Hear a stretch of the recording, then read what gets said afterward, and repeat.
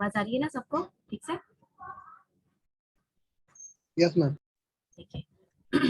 अब आप लोग कैमरा ऑन कर लीजिए और इस क्लास को, क्योंकि ये रिवीजन क्लास है, पार्टिसिपेटिव क्लास है, जो छूटा बढ़ा, किसी का छूट गया, किसी का कॉन्सेप्ट रह गया, वो सब कुछ कॉम्पनसेट हम लोग इस क्लास में कर लेंगे। ठीक है, कैमरा ऑन कर लो सब,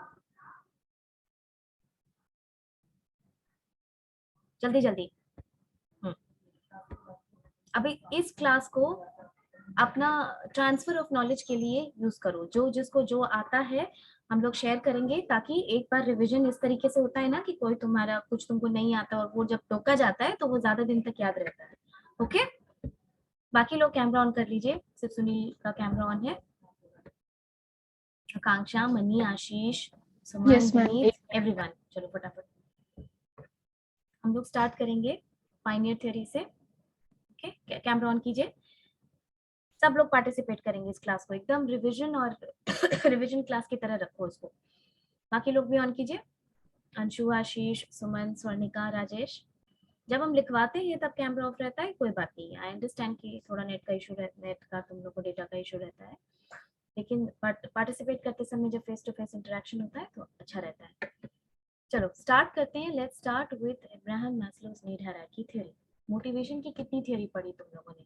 तुम्हारे सिलेबस में है Abraham Maslow's need hierarchy theory, David McClelland's 3 needs theory, और Herzberg's 2 factor theory, Victor Vroom's expectancy theory, equity theory, ERG theory, बहुत सारा है। क्वेश्चन अलग अलग तरीके से आता है, इसीलिए इस चीज को, मोटिवेशन के चैप्टर को अच्छे से लेना। Plus there is also one thing that I have told you कि जिन लोगों को आगे अपना करियर परस्यू करना है एमबीए में, जिनको कुछ कुछ कुछ और फील्ड चुनना है वो एक बात है, लेकिन those of you who want to pursue higher studies in the field of MBA, आपके लिए मोटिवेशन बहुत इंपॉर्टेंट चैप्टर है।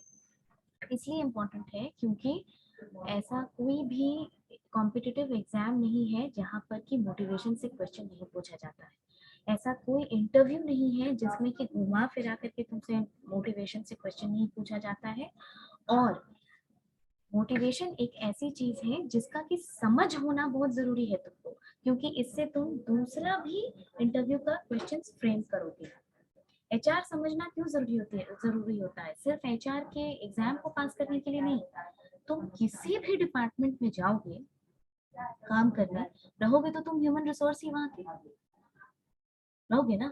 तुम किसी भी डिपार्टमेंट में जाओ, तुम इवन अगर एडमिनिस्ट्रेटिव जॉब में भी जाते हो तो तुम तो ह्यूमन रिसोर्स ही रहोगे ना वहां के। Yes ma'am.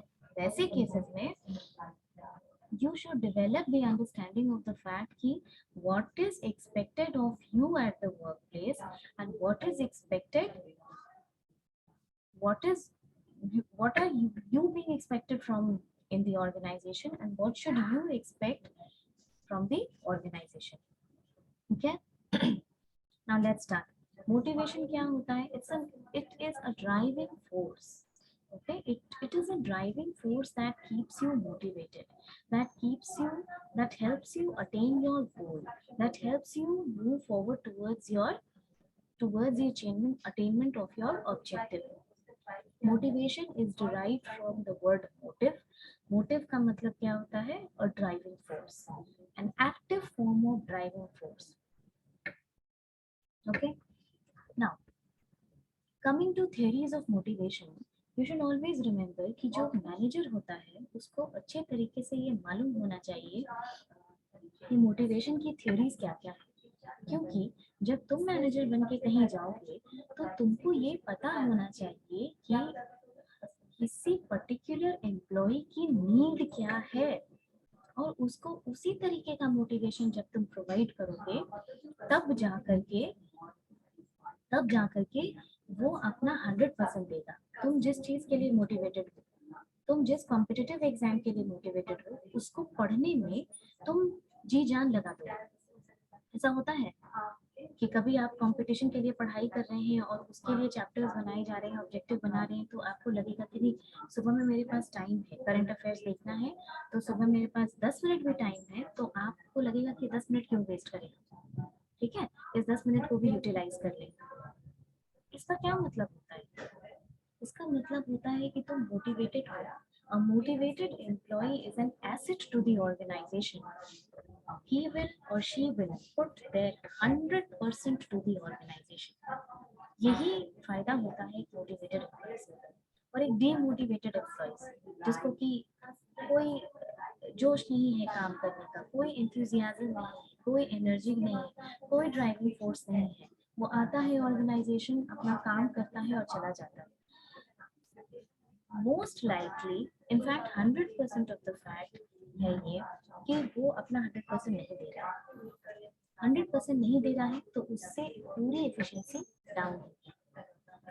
मान लो पीबीएम थर्ड की अगर हम बात करते हैं, ठीक है, पीबीएम थर्ड क्लास की अगर हम बात करते हैं, आप लोग जैसे जब तुम लोग सेकंड ईयर में थे, जब यहाँ पे गोल्ड रोड में ऊपर बैठते थे, उस क्लास का एग्जांपल लेते हैं। उस क्लास में आप लोग बैठे हैं, अगर एक एक एम्प्लॉय, एक एक स्टूडेंट आपकी क्लास का मोटिवेटेड है क्लास करने में, ठीक है, मोटिवेटेड है क्लास करने में, और सेकंड केस तब कंसिडर करो जब आप में से किसी को क्लास करने का मन नहीं कर रहा है, आप लोग डीमोटिवेटेड हैं। तुम सोच के देखो और तुम खुद अपने ऊपर लेकर के देखो तुम्हारी क्लास की प्रोडक्टिविटी कैसी रहेगी। पहले केस में तुम्हारी क्लास की प्रोडक्टिविटी बढ़ेगी कि नहीं बढ़ेगी? बढ़ेगी। बढ़ेगी इसलिए क्योंकि तुम्हारा आउटपुट ज्यादा होगा, इसलिए क्योंकि तुम्हारा इंटरनल इनपुट भी ज्यादा है। ठीक है, तुम लोग को क्लास करने का मन कर रहा है तो तुम क्वेश्चन पूछोगे, तुम प्रिपेयर करके आओगे, तुम एक एनर्जी के साथ एक पर्टिकुलर क्लास करने के लिए आते हो।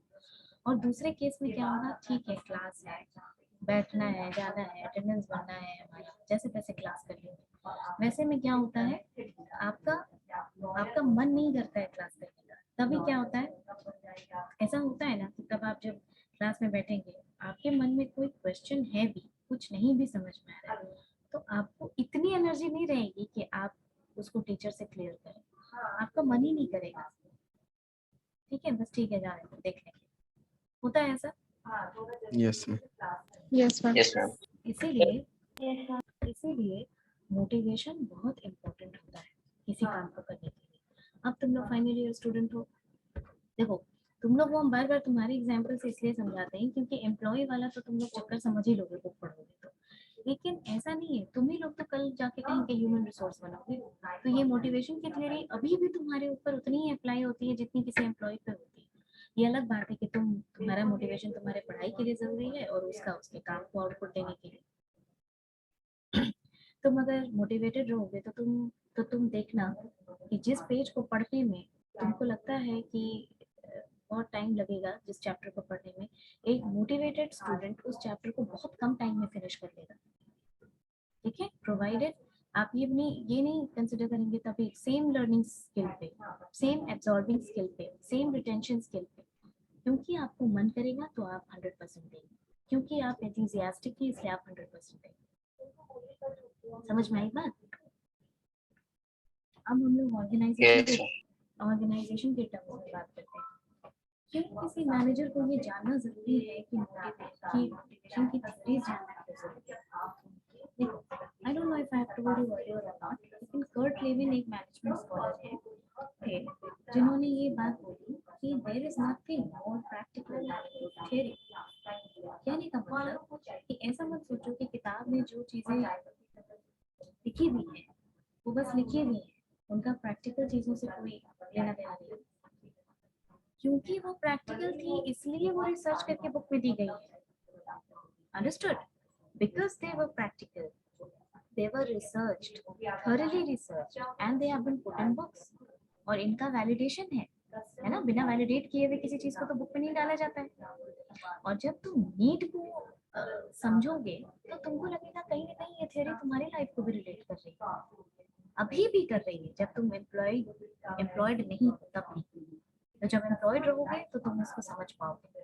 पहले तो तुम छोटे लेवल पे ज्वाइन करोगे, बाद में जब खुद मैनेजर बनोगे तब तुमको लगेगा कि भाई बंदे को मैनेज कैसे किया जाता है। अंडरस्टूड?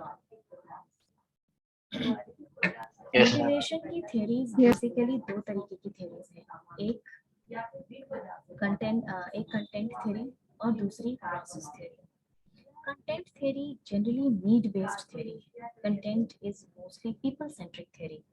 ये ऐसा इस इन थ्योरीज का ये मानना है कि लोगों की कुछ नीड है, उस नीड को आप आइडेंटिफाई कीजिए और उस नीड को प्रोवाइड कीजिए।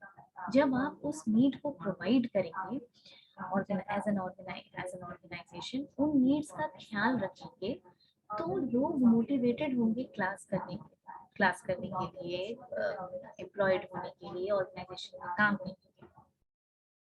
आप इसको अपने से रिलेट कर सकते हैं? आपकी भी कुछ नीड होंगी क्लासेस करने के लिए। Yes ma'am. उन नीड्स का ख्याल अगर रखा जाए तो आप मोटिवेटेड रहेंगे क्लास करने के लिए, अगर नहीं रखा जाए तो आप मोटिवेटेड रहेंगे क्लास करने के लिए। समझ में आ रही है बात? Yes, ma'am. ठीक है। Yes, ma'am. इसी तरीके से अब हम we will draw this parallel to people working in the organisation.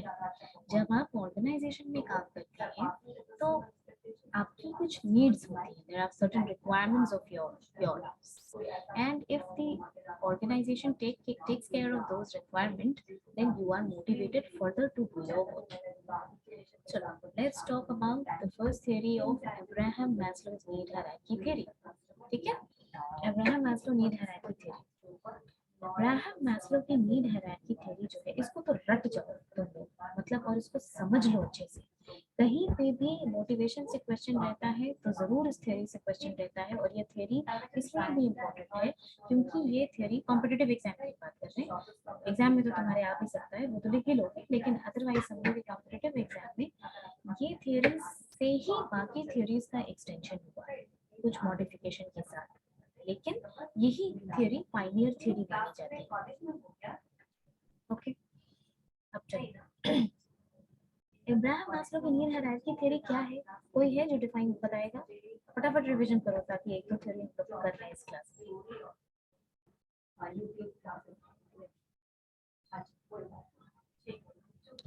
Ma'am 5 stage है हायरार्किकल का। नहीं, 5 स्टेज पे आशीष इज फाइन, लेकिन पहले बताइए कि अब्राहम मैस्लो का मानना क्या था? What was his assumption regarding this motivation theory?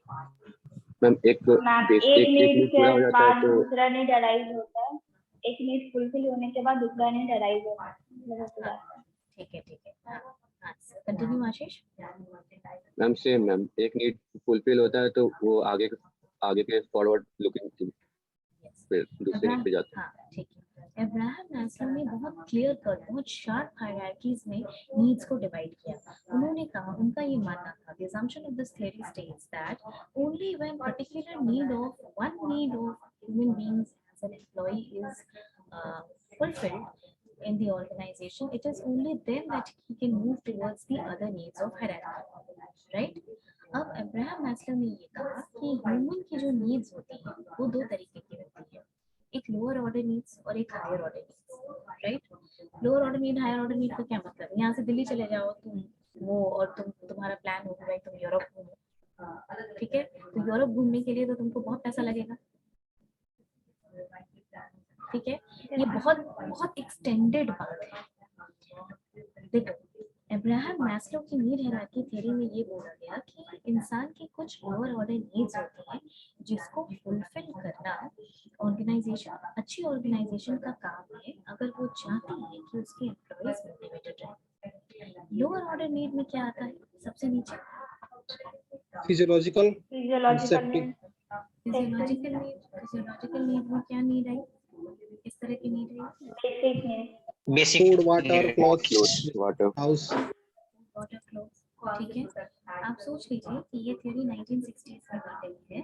1960s में हॉथरॉन एक्सपेरिमेंट याद है?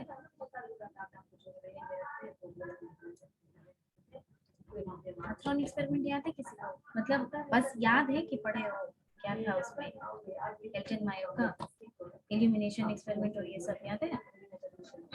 यस मैम, एक कुछ लाइट के बेसिस पे कुछ इल्यूमिनेशन था, फिर दो टीम में डिवाइड किया गया था।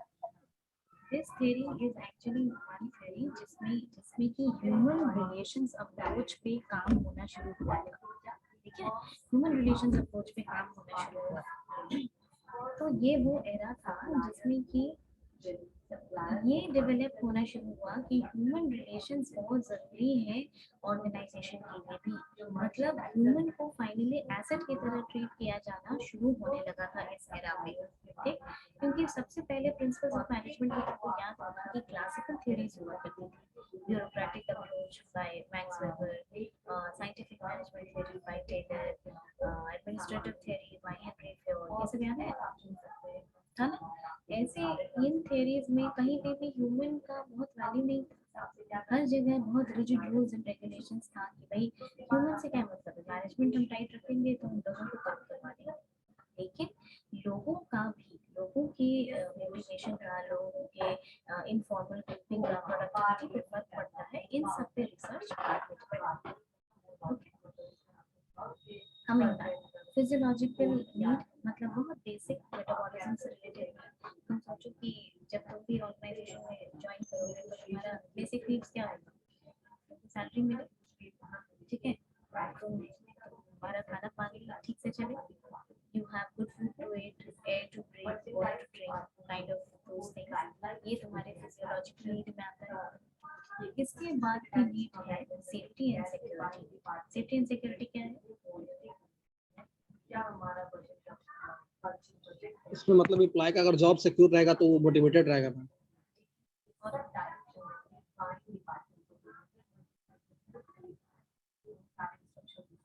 सिक्योरिटी मतलब खाली जॉब सिक्योरिटी है, जॉब सिक्योरिटी एक एलिमेंट है इसका, फाइनेंशियल सिक्योरिटी। Financial security. लेकिन फाइनेंशियल सिक्योरिटी फिजियोलॉजिकल नीड के बारे में बात क्यों रखा गया? सोच के देखो, जब तुम लोग नौकरी करोगे, हम लोग इंश्योरेंस कब करवाते हैं? जब थोड़ा सा सरप्लस पैसा होता है। अगर आपको खाने के लिए पूरा मंथ का बैलेंस नहीं पूरा हो रहा है तो क्या तुम इंश्योरेंस की तरफ सोच पाओगे कि तुम कुछ पैसा सेविंग्स में डालो? नहीं सोच पाओगे। इसीलिए इसको नीड को बाद में रखा गया कि ओनली व्हेन जो लोअर ऑर्डर नीड है वो फुलफिल हो जाती है, लोअर ऑर्डर नीड पूरी हो जाती है, उसके बाद आप मूव करते हैं हायर ऑर्डर, मतलब आप hierarchy. Safety and security needs का हम लोग क्विकली रिवाइज करेंगे। मैम आपका आवाज कम आ रहा है। हम लोग बहुत कट भी रही है मैम आवाज आपकी बीच में।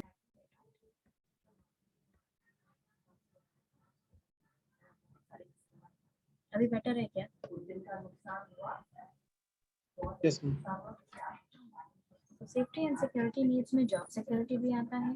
देखो थोड़ा सा सिक्योर, यानी कि वर्कर को ये लगता था कि भाई कल को हम बीमार पड़े, कल को मेरे बच्चे स्कूल जाए, कल को मेरी फैमिली को कुछ हो, तो उसके लिए हम कुछ सेविंग्स कर पाए, तो ये चीज इसी नीड में आती है।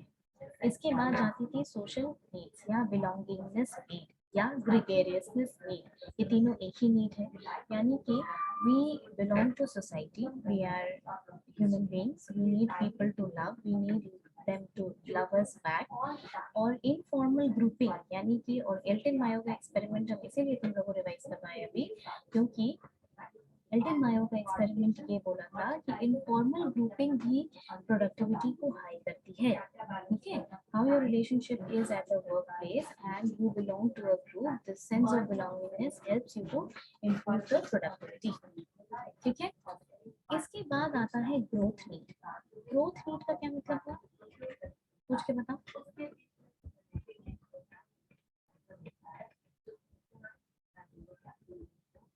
देखो पढ़ा दिए उसके बाद भी तुम लोग डिस्कस नहीं कर रहे हो, ये तो गलत बात है ना। मैम फिर से क्या बोल रही है? What is growth need? And every time Akanksha is only answering, बाकी लोग क्या कर रहे हैं? शोभित राज, शोभित राज, he has just joined and not responding to class। ऐसे कैसे होता है? तुम लोग रिवीजन के टाइम पे भी होते हो तो पढ़ने की भी जरूरत नहीं होगी, फटाफट डायग्राम बनाओगे और लिख दोगे एग्जाम। अपने बेनिफिट की भी चीज कुछ लोगों को समझ में नहीं आती। चलो ग्रोथ नीड, ग्रोथ का मतलब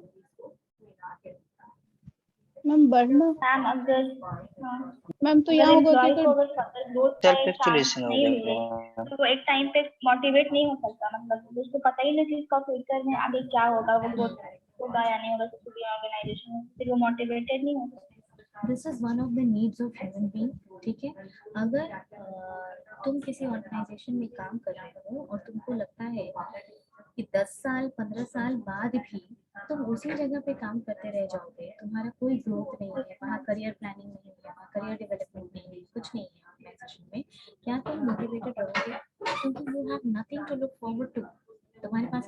के लिए कुछ नहीं, तो ये एक डीमोटिवेशन कॉज करता है। ऑन द अदर हैंड, तुम असिस्टेंट मैनेजर ज्वाइन किए और तुमको पता है कि भाई हम 3 साल के बाद अगर अच्छा काम करेंगे तो मैनेजर प्रमोट हो जाएंगे, फिर हम सीनियर मैनेजर बन जाएंगे, फिर हम एजीएम हो जाएंगे, फिर हम डीजीएम बन जाएंगे, फिर हम जीएम बनेंगे, किसी और प्रोजेक्ट के लिए हमको हैंड ओवर किया जा सकता है मेरे काम को देखते हुए।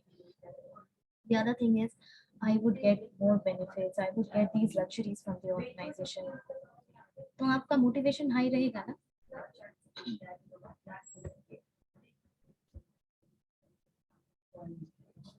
Yes or no? Yes, ma'am. फिर आता है सेल्फ एक्चुअलाइजेशन। सेल्फ एक्चुअलाइजेशन का मतलब होता है the ability to realize that you can bring about change in someone's life. ठीक है, you finally have the ability to bring about change in someone's life.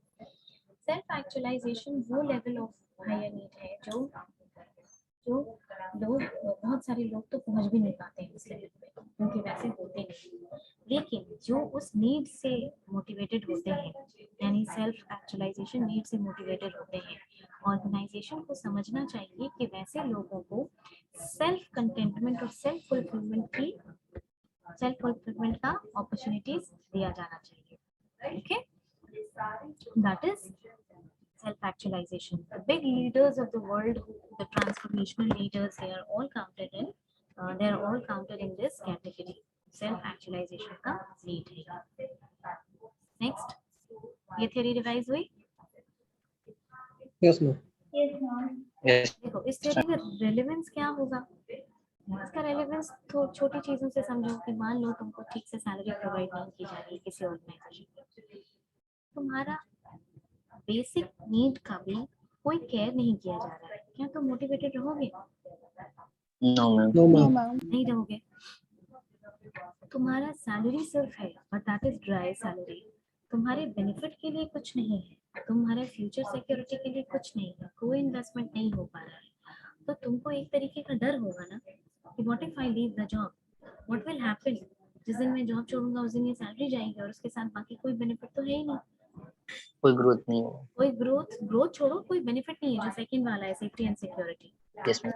इसीलिए ऑर्गेनाइजेशन क्या करती है, ये सब प्लान्स करती है कि उनको मेडिकल का फैसिलिटी देती है, ट्रांसपोर्ट का फैसिलिटी देती है, प्रोविडेंट फंड उसका करता है, ईएसआई करता है, ताकि उसका कोई सिक्योरिटी हो सके। समझ में आई ये सब बात? हर चीज को Yes. एक दूसरे से रिलेट करोगे तब पता चलेगा कि ये सब चीजें लिंक्ड हैं, अलग अलग टॉपिक नहीं है, वो अलग अलग तुमको पढ़ाया जाता है और लास्ट में लिंक तुमको खुद ही करना है। चलो move on to the next theory. हम लोग इसके साथ ईआरजी थ्योरी कर लेते हैं। ईआरजी थ्योरी किसी को याद है? नहीं याद है, बाकी किसी को याद है? बोलो एक्सपेक्टेड, बोलो। तीन स्टेज है इसमें। तीन ma'am, growth it's related needs और ईआरजी, ईआरजी ग्रोथ ई से बोलो, needs पहले ई से related बोलो, need- पहले ई से बोलो। existing needs, एक्जिस्टेंस हाँ existing needs fourth? और related needs and growth needs. growth needs. इस थ्योरी देखो, ये एग्जाम में इस तरीके से क्वेश्चन आ सकता है तुम्हारा, ये थ्योरी से भी ऑब्जेक्टिव टाइप क्वेश्चन बनता है कंपटीशन के एग्जाम में। तुम बताओ कि इस थ्योरी को अब्राहम मैस्लो की थ्योरी के साथ क्यों पढ़ा जाता है? एग्जाम में ऐसे आ सकता है तुम लोग को अभी भी। एक्सटेंशन है। मैम इसमें मैम पहले उसमें फोकस करता है, देन आगे नहीं, सॉरी, इसमें आगे बढ़ जाता है ma'am. Theory extension of Abraham theory से एक्सटेंड है वो। हाँ, see, ERG theory is kind of an extension of Abraham Maslow's needs. Why? Because ERG theory was propounded by Clayton and Dulfer. Okay. Now, this theory was propounded by Clayton and Dulfer, and he has included few elements which were missed or which were neglected in Abraham Maslow's theory. तीन stage दिया गया है। पहला ERG, ये तुम लोगों ने बताया अभी। एग्जिस्टेंस नीड में क्या होता है? एग्जिस्टेंस यानी कि फिजियोलॉजिकल, तुम्हारे एग्जिस्टेंस के लिए वो जरूरी है, यही Yes, ma'am. यही security, Basic needs. Basic needs जो नीचे फिजियोलॉजिकल आया अब्राहम मैस्लो में, और सेफ्टी सिक्योरिटी नीड, ये दोनों तुम्हारे एग्जिस्टेंस के लिए जरूरी है। आर में क्या आया? बिलोंगिंगनेस नीड और self esteem, self esteem. Self esteem. हाँ, सेल्फ एस्टीम नीड। उसके ऊपर क्या आया? Self esteem and self self actualisation, realisation, self actualisation. Self ठीक है, सेल्फ एक्चुअलाइजेशन।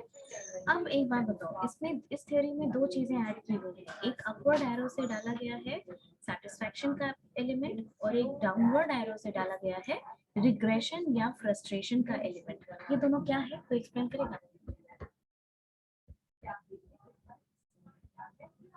सेटिस्फैक्शन का एलिमेंट मतलब क्या है?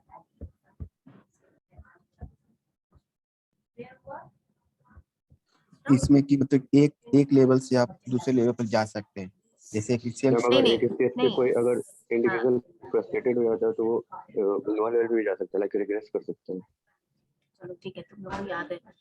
देखो, द फर्स्ट थिंग, सेटिस्फैक्शन मतलब क्या? लेफ्ट साइड में सेटिस्फैक्शन का एरो था, मैं डायग्राम तुम लोग देखना कॉपी में। Yes ma'am. ऑब्वियसली कि अगर तुम्हारी नीड फुलफिल होती, जो तुम ही काम कर रहे हो, तुम्हारी नीड फुलफिल होती जाती है तो तुम सेटिस्फाइड रहते जाओगे। नीचे से ऊपर तुम बढ़ते जा रहे हो तो तुम भाई उस तरीके से सेटिस्फाइड होते जाओगे, है ना? इसमें समझने की Yes, कोई ma'am. बात नहीं है। लेकिन ऐसा होता है क्या ऑर्गेनाइजेशन में? आइडियली तुम बताओ कि अगर तुम्हारी कोई नीड पूरी नहीं होगी तो क्या तुम नौकरी छोड़ देते हो? No ma'am. No ma'am.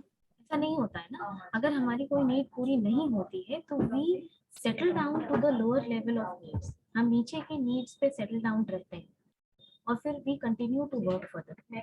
होता है ना? हाँ, ऑब्वियसली अगर तुम्हारी नीड पूरी नहीं हो रही है तो तुम फ्रस्ट्रेटेड रहोगे, थोड़ा तुमको रिग्रेशन की फीलिंग आएगी, लेकिन तुम काम तो कंटिन्यू करोगे ना, yes right? Ma'am. You Yes, will ma'am. Settle down at the lower level of. मान लो ग्रोथ नहीं मिल रहा है तो ठीक है, तुम कंपनी शिफ्ट कर लोगे, लेकिन जब तक हो तब तक तुम कंटिन्यू करोगे, राइट? और हमेशा ऐसा पॉसिबल नहीं होता है कि आपको ग्रोथ की अपॉर्चुनिटी मिले ही मिले। तो उस केसेस में क्या होता है? We continue to work further, of course with a feeling of a little frustration and regression. We move down to the lower level of needs in the hierarchy. Okay? Yes ma'am. Abraham Maslow, ERG theory साथ में पढ़ना हमेशा, क्योंकि compare and contrast या ऐसे question पूछा जाता है कि कंपेयर एंड कॉन्ट्रास्ट। तो कंपैरिजन में आपको सिमिलैरिटीज वाली चीजें डिस्कस करनी है और कॉन्ट्रास्ट में डिससिमिलैरिटी वाली। तो डिससिमिलैरिटी को, सिमिलैरिटी तो तुम लोग को मालूम है कि नीड सेम है, बस उसको अलग अलग हायरार्की में, इस हायरार्की में दो नीड्स को डाला गया है, इतना शार्प क्लियर कट नहीं है। और जब डिससिमिलैरिटी डिस्कस करोगे तो डिससिमिलैरिटी में फ्रस्ट्रेशन वाला एंगल भी डाल देना कि एक तो फ्रस्ट्रेशन वाला एंगल है, और दूसरा क्लेटन एल्डर्सन ने ये भी कहा कि ऐसा नहीं होता है भाई कि हम लोग एक नीड पे है, मतलब एक हायरार्की पे है तो हम दूसरे के बारे में बिल्कुल कुछ सोचेंगे ही नहीं। लाइक आप लोअर लेवल पे जब काम कर रहे हैं तो आपके लिए पैसा इंपॉर्टेंट है, लेकिन when you are working at lower level in the organization, you still can be motivated by the need of growth. नीचे लेवल पे भी काम करने के बाद तुम ग्रोथ सीख करते हो कि नहीं करते हो? Growth opportunities yes ma'am. कर सकते Yes, हो। बिलोंगिंगनेस का नीड तुम्हारा हो सकता है कि तुमको छुट्टी लेकर के जाना है अपने फैमिली के पास, यस मैम। है ना? तो इसीलिए जो अब्राहम मैस्लो ने एकदम शार्प हायरार्की डिवाइड कर दी कि नहीं भाई, जब तक एक नीड पूरी नहीं होगी दूसरा कुछ नहीं किया जा सकता है, सोचा ही नहीं जा सकता है, ऐसा ERG में नहीं। तो जब कॉन्ट्रास्ट डिस्कस करना तो ये दोनों चीजों को डिस्कस करना कि पहला कि you could be at one level of hierarchy and still can be motivated by the need of the other level, और दूसरा the element of frustration और regression, ये कॉन्ट्रास्ट में आ जाएगा। ठीक, ERG हो गया, अब्राहम मैस्लो हो गया। अब कौन सा थ्योरी है? David McClelland's need, 3 needs theory. अब इसके बारे में बताओ, पहले इस थ्योरी के बारे में बताओ। नीड्स कोई नहीं बताएगा, ये थ्योरी क्या कहती है पहले वो बताओ, किसने दिया और क्या कहती है ये थ्योरी, बताओ। मैम ये जो थ्योरी होता है वो इनहेरिटेड नहीं होता है,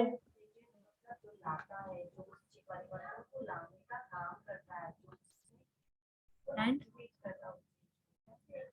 ये एक्सपीरियंस के साथ मतलब नीड अराइज होते जाता है, बाय बॉर्न ये नीड नहीं होता। ठीक है, और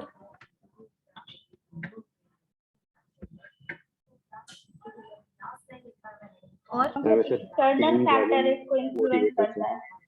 एक्सटर्नल फैक्टर इन्फ्लुएंस करता है। गुड। और Ashish, you were saying something? Ma'am ऐसे तीन driving motivators like need of achievement, need of affiliation. Need of power. Power.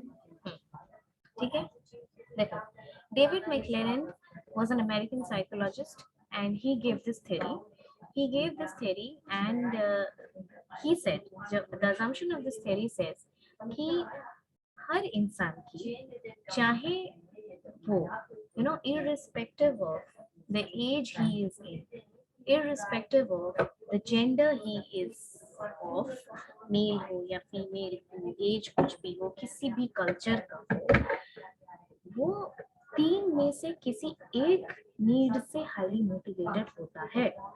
ठीक है, और ये जो तीनों नीड्स होती हैं, ये नीड्स अक्वायर्ड होती हैं, यानी ये इनहेरिटेड नहीं है, ये बाय बर्थ तुम्हारे अंदर नहीं आई है। तुम अपने एक्सपीरियंस, लाइफ के एक्सपीरियंस से इन नीड्स को डेवलप कर रहे हो। तो you have learned these needs, you have acquired these needs through the ethos of the place, through the ethos of the culture you have lived in। ठीक है, इसीलिए सारी नीड्स थ्योरी में, जितना भी नीड्स थ्योरी पढ़ोगे, उसमें डेविड मैक्लेलन की 3 नीड्स थ्योरी को अक्वायर्ड नीड्स थ्योरी बोला जाता है। यानी कभी भी नीड की इतनी सारी थ्योरी पढ़े हो, कभी भी जब अक्वायर्ड नीड्स थ्योरी की बात होगी तो ध्यान रखना वो किस थ्योरी की बात हो रही है?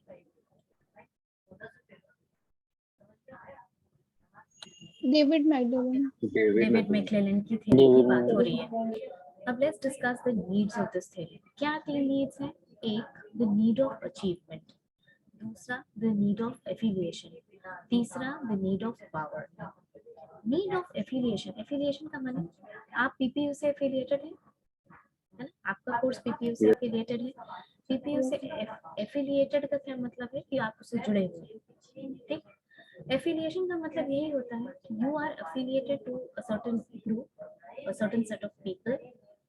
और नीड ऑफ एफिलिएशन से जो लोग मोटिवेटेड होते हैं, आप समझिए, ये थ्योरी सिर्फ थ्योरी पढ़ने के लिए मत देखिए, आपको आसपास, अपने आसपास भी ऐसे लोग मिलेंगे। और बल्कि आप खुद अपना थ्योरी पढ़ने के बाद सोचिए कि आप किस नीड से मोटिवेटेड हैं। Okay, what is the need that you have for being motivated? Okay, theory के बाद डिसाइड करो। वैसे लोग हमारे आसपास होते हैं कि नहीं, जिनको, जो कि ग्रुप में बहुत रचे बसे होते हैं। ठीक है, उनको ग्रुप में बहुत मजा आता है काम करने में, उनका अपना ओपिनियन बहुत ज्यादा नहीं रहेगा। ग्रुप में जो भी डिसाइड हो जाएगा कि ये करना है, हाँ हाँ, सब में हाँ हाँ है।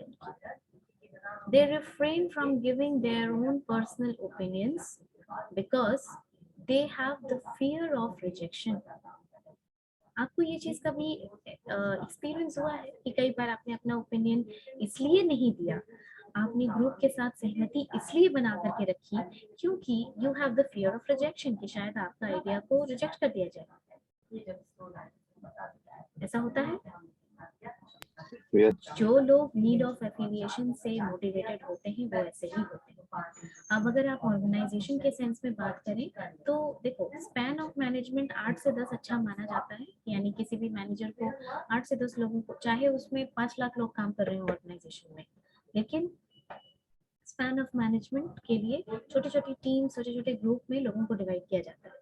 तुम भी जब कहीं जाओगे, खासकर आईटी वाईटी की कंपनी में, क्या होगा कि तुम्हारे अंडर या तुम किसी के अंडर रहोगे तो 8 से 10 लोग हैं। तो जब प्रोजेक्ट एलोकेट होता है ना, तो क्या होता है कि उसमें ग्रुप में एक आदमी रहेगा, ग्रुप में वैसे लोग रहते हैं वो आर वेरी ओके, वो कुछ नहीं खास बोलेंगे कि वो दे आर ओके, उनको जो काम दे दिया जाएगा वो ठीक है, वो वैसे ही काम करेंगे अपना। उनको कोई ज्यादा इफ्स एंड बट्स नहीं है, बल्कि ऐसे लोगों का नेचर ऐसा होता है कि they work on the principle of collaboration. ठीक है, वो, उनको एक सेंस ऑफ बिलोंगिंगनेस की फीलिंग बहुत ज्यादा होती है, the want of being accepted in the group, and this is the reason they do not say no to the group norms, they do not give their own opinions, ठीक है, affiliation के लोग होते हैं जो ग्रुप में जो भी ऐसा लोग होता है जो प्रोजेक्ट मिलेगा, हाँ हाँ ठीक है। बल्कि ऐसे ग्रुप के लोगों का एक और फीचर होता है कि ग्रुप में कोई और भी 2 लोग अगर लड़ेगा तो ये आदमी जा करके उसको पैसिफाई करेगा। क्यों? क्योंकि इसको लगता है कि ग्रुप में शांति मेंटेन होनी चाहिए। ऐसे लोगों को ग्रुप में काम करना, लोगों के साथ रहना बहुत अच्छा लगता है। अंडरस्टूड? Yes, ma'am. दूसरा, ऑर्गेनाइजेशन में देखो इस टाइप की नीड का बहुत इंपॉर्टेंस होता है कि ऐसे लोग होते हैं और मैनेजर को ये रिकग्नाइज करना होता है कि भाई किस नीड से तुम मोटिवेटेड हो। अब किसी की पर्सनालिटी है नहीं अकेले चलने की। जनरली अकेले चलने वाला लोग कैसा होता है? लीडर, फियरलेस एकदम, जिसको डर नहीं लगता है, उसको कोई मतलब नहीं है कि ग्रुप में कौन क्या बोल रहा है। उसका ओपिनियन है तो वो बहुत एसर्टिव वे में अपना ओपिनियन रखे होते हैं ना ऐसे लोग, फियरलेस टाइप के। तो तुम उसको ग्रुप में डाल दोगी तो वो तो फ्रस्ट्रेट हो जाएगा, क्योंकि वो अकेले चलने वाला आदमी है, वो फियरलेस है, वो डिसिप्लिन्ड है, वो कमिटेड है। ठीक है, तो ऐसे लोगों को आइडेंटिफाई किया जाता है और उसी तरीके का प्रोजेक्ट एलोकेट किया जाता है और काम दिया जाता है। तो बहुत मुश्किल है मोटिवेटेड रखना एम्प्लॉयज को, आप ये बात समझिए। Although job satisfaction is not completely dependent on job motivation, जो सेटिस्फैक्शन हम लोग पढ़े उससे, जैसे बीबीएम में हो ना तुम लोग तो थोड़ा कम पढ़ रहे हो अभी, इसका पूरा ग्राफ बन करके समझाया जाता है कि जॉब सेटिस्फैक्शन और मोटिवेशन के बीच में, मोरल प्रोडक्टिविटी के बीच में क्या रेशियो होता है, रिलेशन। ठीक है, next we come to need for achievement. Need for achievement कैसे लोग होते हैं बताओ?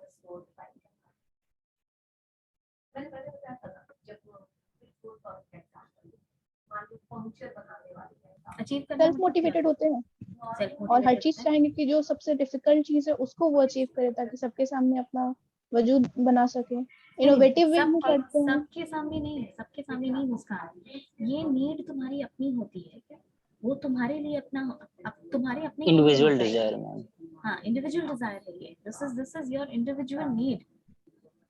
ठीक है, अचीवमेंट का क्या मतलब है? देखो बहुत लोग अलग अलग नीड से मोटिवेटेड होते हैं, इसीलिए तुम सोचो कि जो बंदा 50 लाख 55 लाख का पैकेज कमाता है, आईआईटी का स्टूडेंट, आईआईटी का लड़का लड़की जो 50 लाख 55 लाख का पैकेज में रहता है, जिनको कंपनीज हाथों हाथ लेती है both in India and abroad, जिसका ग्रोथ फ्यूचर प्रोस्पेक्ट्स में भी बहुत ज्यादा होता है, जो लोग पैसे के पावर से मोटिवेटेड हैं वो तो कंटिन्यू करते हैं। लेकिन ऐसे लोग मिलते हैं कि नहीं, हर साल यूपीएससी में तुमको मिलेगा आईआईटीएंस, बल्क में आईआईटीएंस क्वालिफाई करते हैं यूपीएससी का एग्जाम।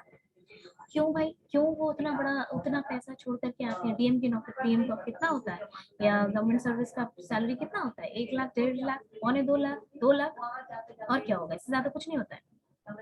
लेकिन they have this need of achievement कि मैंने यूपीएससी क्वालिफाई किया, I am able to bring about change in someone's life, I have the power to you know add value to myself by bringing about change in someone else's life।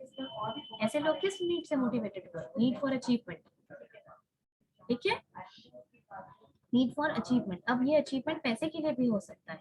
मान लो organisation में क्या होगा कि suppose करो कि तुम्हारा India में venture है, सपोज करो तुम्हारा श्रीलंका में कोई टूरिज्म का बिजनेस है तुम्हारा, तुमने इंडिया में खोला, तुमने अच्छा मान लो मेक माई ट्रिप जब इंडिया में ऑपरेट हुई होगी, कभी तो पहली बार ऑपरेट हुई होगी, ठीक है, अदर कंट्रीज में आने के बाद भी थॉमस कुक हुई तो वो कभी तो इंडिया में लॉन्च हुई होगी। किसी ओवरसीज बिजनेस में पहली बार पैर जमाना इतना आसान नहीं होता है। सो ऐसे वेंचर्स के लिए we look forward to only those people, वैसे लोगों को इन प्रोजेक्ट्स पे रखा जाता है जो नीड ऑफ अचीवमेंट से मोटिवेटेड होते हैं, कि उनको खुशी इस बात से होती है, उनको फर्दर मोटिवेशन इस बात से मिलता है कि उन्होंने बहुत टफ से टास्क को अचीव किया। समझ में आई बात? उन्होंने स्क्रैच से शुरू करके यहाँ पे पूरा सेटल डाउन किया। नीड फॉर अचीवमेंट, कोई नया प्रोजेक्ट भेजना है, कोई नया वेंचर है जिसमें कि ट्रेनिंग लेकर के काम करना है, ऐसी चीजों में ऐसे लोगों को जो इस तरीके के नीड्स आइडेंटिफाइड है ऑर्गेनाइजेशन में, उनको भेजा जाता है। ठीक है, समझ में आया? Yes ma'am. Next is need of power. Need of power वाले लोग कैसे होते हैं बताओ जरा? डोमिनेंट नेचर के होंगे, दूसरे को कंट्रोल और इन्फ्लुएंस करेंगे बहुत ज्यादा। हम लोग उसको थोड़ा नेगेटिव वे में लेते हैं ना कि डोमिनेटिंग नेचर है, कंट्रोलिंग नेचर है, लेकिन ऐसे लोगों का भी बड़ा इंपॉर्टेंस है ऑर्गेनाइजेशन। क्यों होता है बताओ सर? ऐसे लोगों का क्योंकि सबको लीड करते हैं। yes, these people are the best leaders. Need for power का मतलब क्या होता है कि ऐसे थोड़ी कि कोई खड़ा हो जाता है पावर मिल जाता है उसको, उसमें कुछ है तभी तो वो Control पावर एक्वायर करना। किया है। Yes, ma'am. Need for power are those people who are dominant in nature. जहाँ हमने देखा कि नीड फॉर एफिलिएशन वाले लोग कोलैबोरेशन के प्रिंसिपल पे काम करते हैं कि भाई सब कुछ ठीक ठाक है। नीड फॉर पावर वाले लोग हाईली डिसिप्लिन होते हैं और वो वैसे ही डिसिप्लिन चाहते भी हैं अपने लोगों से, ठीक है। जो बिल्कुल टाइम पे आएगा ना वो तुमसे भी चाहेगा कि वो तुम टाइम पे, जब मैं आ सकता हूँ तो तुम क्यों नहीं आओ। Maintain discipline, maintain commitment. और ये लोग जीरो सम गेम में विश्वास रखते हैं। जीरो सम में मतलब अगर आर्गुमेंट हो रहा है तो ऐसा नहीं कि अच्छा अच्छा चलो ठीक है हो गया चलो कोई बात नहीं, चलो कोई बात नहीं, हम लोग मेंटेन करके रखते हैं कि इसको भी बुरा ना लगे उसको भी, उस वो वैसे फीचर्स नहीं होते ऐसे लोगों के। You accept that you are inferior, ठीक है। तुम, मैं जीता तुम हारा, और उसको वो प्रूव करें। They have the sense of final control. They want to have the last say in the argument. ठीक है। पर ऐसे लोग बहुत अच्छे लीडर्स होते हैं और नीड ऑफ पावर से जो लोग मोटिवेटेड होते हैं तो उनको दूसरों को लीड करने की कैपेसिटी अच्छी होती है। डिसिप्लिन बहुत होते हैं, कमिटेड बहुत होते हैं, जीरो सम गेम में विश्वास रखते हैं। ओके, तो ऐसे लोग भी होते हैं ना ऑर्गेनाइजेशन में, उनको Yes, पावर ma'am. दे दीजिए। नीड फॉर पावर वाले लोग देखो, जब प्रोजेक्ट एलोकेट होता है तो वॉलंटरीली कुछ लोग होंगे जो उस चीज का कमांड ले लेंगे, ठीक है। ऑर्गेनाइजेशन में उस चीज का कमांड ले लेंगे, वो खुद फाइनल डिलीवरी वो ले लेंगे। मतलब प्रोजेक्ट डिलीवर किया जाता है लास्ट में, तो डिलीवरेबल्स जो होता है वो एक आदमी कंट्रोल करता है सबसे कलेक्ट करके। अब ये आसान चीज तो है नहीं। तुम अगर इस नीड से मोटिवेटेड नहीं हो तो तुमको लगेगा छोड़ो ना, हमको क्या करना है, वो सब हम भी अपना प्रोजेक्ट लेके किसी को हैंड ओवर कर देंगे, मेरा काम खत्म, बाकी लोगों से हम क्या कोऑर्डिनेट करते रहेंगे, अलग से हेडेक हो जाएगा। लेकिन जो नीड फॉर पावर वाले लोग हैं उनको चाहिए कंट्रोल। वो फाइनल डिलीवरी का चार्ज लेंगे खुद, क्योंकि वो नीड है तुम्हारी। तुम ऐसे नहीं रह सकते हो। अगर तुम्हारा नीड फॉर अचीवमेंट है तो तुम मीडियोकर बन के ऑर्गेनाइजेशन में नहीं रहोगे, अपने लाइफ में भी नहीं रहोगे। ये भी समझो कि अगर तुम किसी कोई ऐसी नौकरी कर रहे हो जो थोड़ी मीडियोकर टाइप की है, बहुत चैलेंजिंग नहीं है, तो तुम रह नहीं पाओगे उसमें। तुमको लगेगा अरे क्या कर रहे हैं हम, what am I doing to my life, कुछ तो है नहीं इसमें। इसीलिए ये नीड इंसान को बहुत शेप करती है, और ये इतनी स्ट्रांग नीड होती है कि एक अच्छा मैनेजर जब समझ जाए कि भाई किस बंदे की क्या नीड है, और अगर उसको उसके तरीके का काम दिया जाए तो वो 100% अपना देता है उस काम में। अब तुम सोच सकते हो कि ऑर्गेनाइजेशन का हर बंदा अगर 100% दे सके तो वो ऑर्गेनाइजेशन कितना सक्सेसफुल होगा, ठीक है। जो बड़ी बड़ी ऑर्गेनाइजेशन होती है ना, जैसे इस बार IIM अहमदाबाद में हुआ है प्लेसमेंट, BCG ग्रुप। सोचो BCG का मैट्रिक्स तुम लोगों को पढ़ाते हैं हम लोग, ठीक है। BCG का मैट्रिक्स हम लोग पढ़ते हैं, MBA में पढ़ाया जाता है, वो मैट्रिक्स वहाँ के लोग डिजाइन करते हैं। आप सोच सकती हैं the level of manpower which is there in these consultancies. They hire only the best people of the world, and ऐसी grooming होती है कि they come up with theories, they come up with models, ठीक है। मैकिंसी एक consultant company, मैकिंसी का नाम सुने हो, उसका डेटा वगैरह रेफर किया जाता है, उसका 7S मॉडल है, हार्ड एलिमेंट्स, सॉफ्ट एलिमेंट्स, वो MBA वगैरह में पढ़ते हैं। इसलिए मोटिवेशन बहुत इंपॉर्टेंट है। कल को मैनेजर बनोगे तुमको बहुत ज्यादा इस बात को समझना होगा कि किस मैन पावर का क्या है। जो मीडियोकर है उसको मीडियोकर का काम दो, लेकिन जिस आदमी में नीड ऑफ अचीवमेंट है उसको देखो, उसके पोटेंशियल को टैप करो कि ये बंदा बहुत आगे कर सकता है अगर इसको हम अपॉर्चुनिटी दें तो। ओके, नेक्स्ट क्लास को क्या रखना है, मोटिवेशन की थियरीज को रिवाइज करना है क्योंकि हम लोग रिवीजन में चल रहे हैं, या फिर HRD शुरू कर दें? रिवाइज करते हैं मैम, रिवाइज ही करवा दीजिए। इसको रिवाइज कर देते हैं मोटिवेशन को। ऐसे Yes. रिवाइज करने का बहुत टाइम है, HRD में ज्यादा कुछ नहीं Yes, है ma'am. ठीक है। Yes ma'am.